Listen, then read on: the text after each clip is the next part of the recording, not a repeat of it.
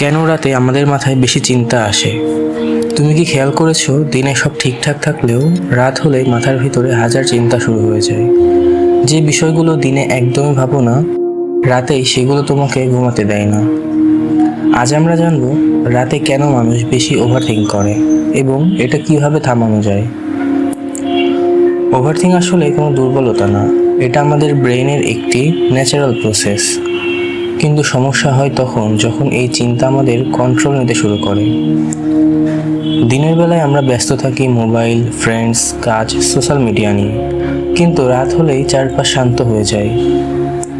এই সাইলেন্স আমাদের ব্রেনকে সুযোগ দেয় সব চাপা চিন্তা একসাথে সারফেসে নিয়ে আসতে। দিনে অনেক চিন্তা আমরা ইগনোর করি, কিন্তু ব্রেন সেগুলো স্টোর করে রাখে। রাত হলেই ব্রেন সেই আনফিনিশড থটসগুলো প্রসেস করতে শুরু করে। রাতে আমরা ইমোশনালি বেশি সেন্সিটিভ থাকি। প্রেজেন্ট মেমোরিজ, রিগার্ড সব তখন বেশি মানুষ ইন্টেন্স লাগে। রাতে সেরোটোনিন কমে যায় আর মেলাটোনিন বাড়ে। এটার কারণে মুড চেঞ্জ হয় আর নেগেটিভ থটস বেশি আসে। অতিরিক্ত ওভারথিঙ্ক করলে অ্যাংজাইটি বাড়ে, স্লিপ ডিস্টার্ব হয়, কনফিডেন্স কমে যায়। কিছু সিম্পল হ্যাবিট চেঞ্জ করলে তুমি এই কন্ট্রোল করতে পারবে। যেমন ঘুমানোর আগে মোবাইল ইউজ করা কমানো, তোমার চিন্তাগুলো লিখে ফেলো, ডিপ ব্রেথিং বা মেডিটেশন করো, নিজেকে রিমাইন্ড করো সব চিন্তা সত্য না।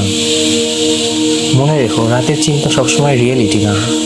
তো এই ছিল আমাদের আজকের ভিডিও।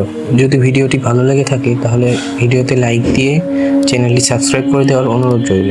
দেখা হবে নতুন কোনো ভিডিওতে। আল্লাহ হাফেজ।